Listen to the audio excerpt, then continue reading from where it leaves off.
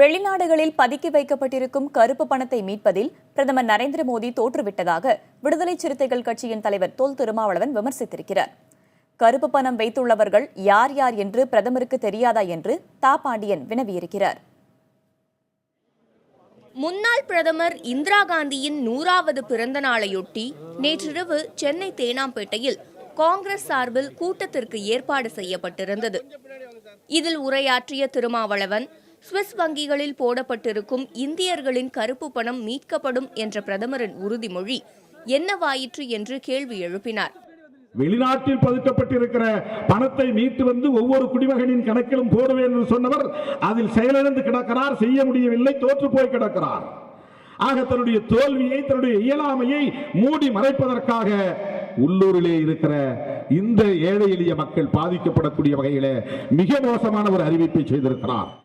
கருப்பு பண ஒழிப்பு என்ற பெயரில் பிரதமர் எடுத்திருக்கும் நடவடிக்கைகளால் ஏழை மக்கள்தான் அல்லல் பட்டு வருவதாக அவர் சாடினார். இருப்பினும் மற்றொரு நல்ல காரியத்திற்கு மோடி வித்திட்டுள்ளதாக திருமாவளவன் குறிப்பிட்டார். மோடி மிக பெரும் தவறை இழைத்திருக்கிறார், மாபெரும் தவறை இழைத்திருக்கிறார். காங்கிரஸ் கட்சிக்கு ஒரு அருமையான வாய்ப்பை தந்திருக்கிறார்.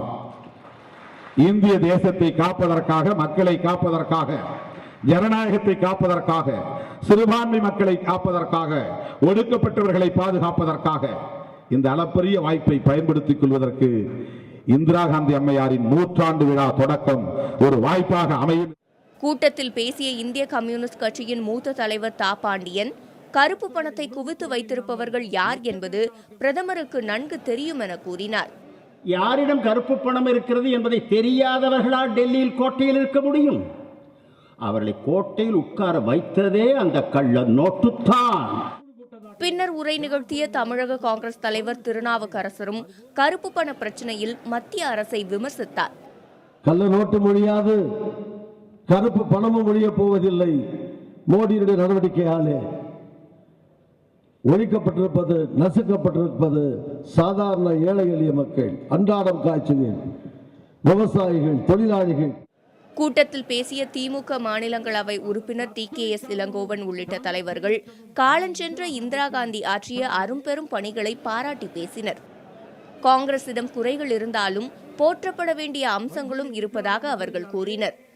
புதிய தலைமுறைக்காக செய்தியாளர் குழு.